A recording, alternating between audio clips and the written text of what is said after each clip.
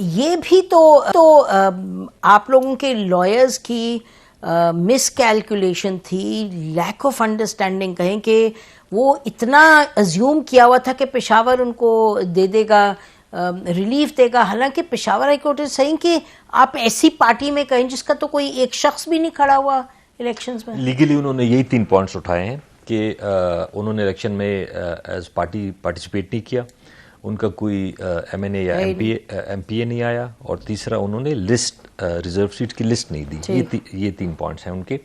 हमारा basically argument ये है, ये जो भी लीगल जो ज़्यादा समझते हैं इस पे, पॉलिटिकल पार्टी की डेफिनेशन पे कॉन्स्टिट्यूशन में और इलेक्शन कमीशन के लॉ जो 2017 के हैं उसमें थोड़ी सी कॉन्ट्रडिक्शन आ रही है।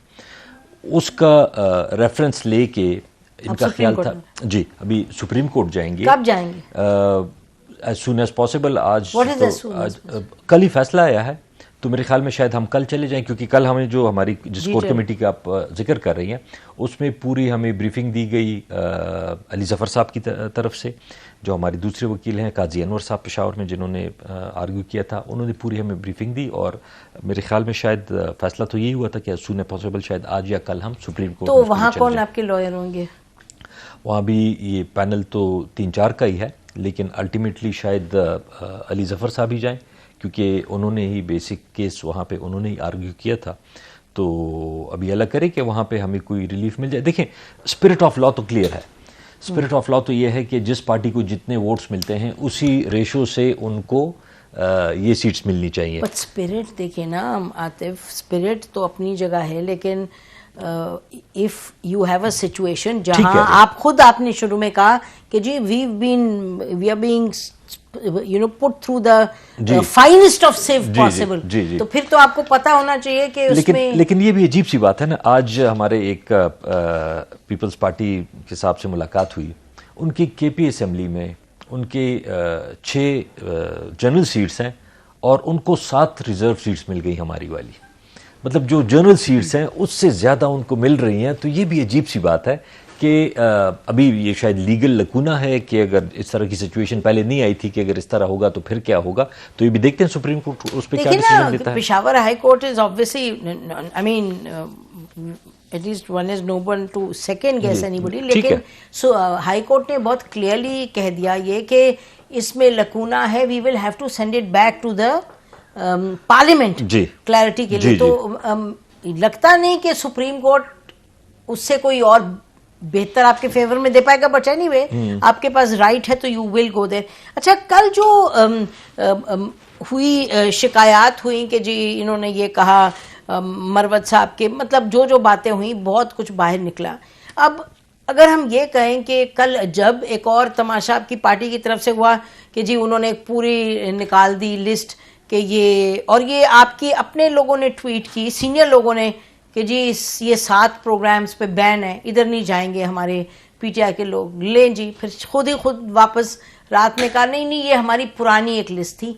तो ये एक पार्टी जो वैसी ज़ेरे ताब हो, मुश्किल में हो, तो ये तो आप एक्सक्यूज नहीं ले सकते भाई हम मुश्किल में हैं तो अब हम क्या करें। अगर हम मुश्किल में हैं तो देन यू ग्रो टॉलर, ज्यादा काम करना पड़ता है। तो इस पे क्या आप लोग देखें, ऑब्वियसली हमारी पार्टी ने कुछ अगर आप एस्पेक्ट्स देख लें किया है इन अ वे, ये कि निशान चला गया, लोगों से नॉमिनेशन पेपर छीने जा रहे हैं, आरओज रिजेक्ट कर रहे हैं। वो तो बहुत आउटस्टैंडिंग है ना आतिफ, वो तो आपको कहने की जरूरत नहीं जी, वो तो आउटस्टैंडिंग है, इतने सपोर्ट भी सब कुछ। हम ये कह रहे हैं कि जहां आप आज खड़े हैं जी, उससे आगे जाने के लिए आपको अपने परफॉर्मेंस ज्यादा ऑर्गेनाइज्ड होना पड़ेगा, चाहे वो मीडिया पे हो।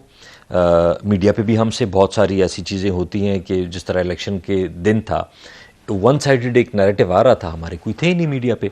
तो मीडिया में भी, लीगल भी, और तीसरा पार्टी ऑर्गेनाइजेशन वाइज भी हमें ज़्यादा अभी इस वक्त, जिस तरह आपने खुद ही कहा कि हम ज़्यादा मुश्किलात में हैं, तो हमें ऑब्वियसली ज़्यादा एहतियात और ज़्यादा मेहनत करनी पड़ेगी। अच्छा, इमरान खान साहब से मिले ऑलमोस्ट आफ्टर अ ईयर, तो आपने कैसा पाया, क्या आपको लगा कि उनकी it was a pleasant surprise कि मैंने उनको देखा तो मैंने कहा शायद, मतलब कभी तस्वीरें आती हैं कि शेव बड़ी हुई है, जो भी हालत है, लेकिन माशाल्लाह से फ्रेश थे एज एवर और मोटिवेटेड थे, शायद पहले से ज़्यादा मोटिवेटेड थे।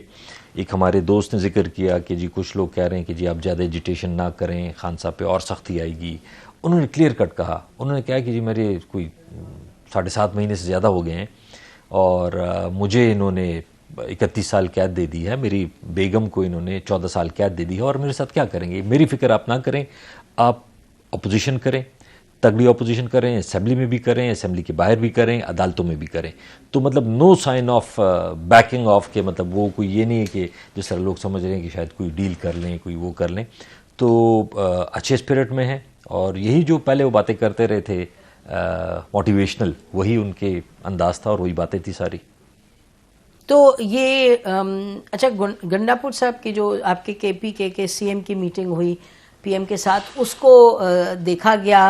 जो लोग साइड लाइन्स पे बैठे हुए देख रहे हैं सिचुएशन को, हम जैसे लोगों को भी लगा कि it's a very positive move, क्योंकि आखिरकार चलना तो सबने ही है ना। आपके किसी एक पार्टी के सीनियर शख्स से बात हुई, सीनियर सपोर्टर कह दें, तो उन्होंने कहा कि जी असल में आपको पता होना चाहिए नसीम, ये तो सड़कों पे जाके रीसेट होगा, बस और कुछ नहीं हो सकता।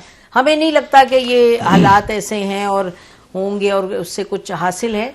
तो ये जो मीटिंग है, आप मुझे बताइएगा कि प्राइम मिनिस्टर की और सीएम केपीके की, इसके बारे में what is your sense, what does this indicate और where is this taking the party? देखिए, इसमें सिंपल सी ये बात है कि नवाज शरीफ साहब इस वक्त प्राइम मिनिस्टर हैं, जैसे भी बने हैं। ठीक, बेशक उनकी 27 सीटें हैं या 20 सीटें हैं और 180 सीटें जीतने वाला अटियाला में बंद है, लेकिन बहरहाल इस वक्त उन्होंने ओथ ले लिया है और वो इस वक्त प्राइम मिनिस्टर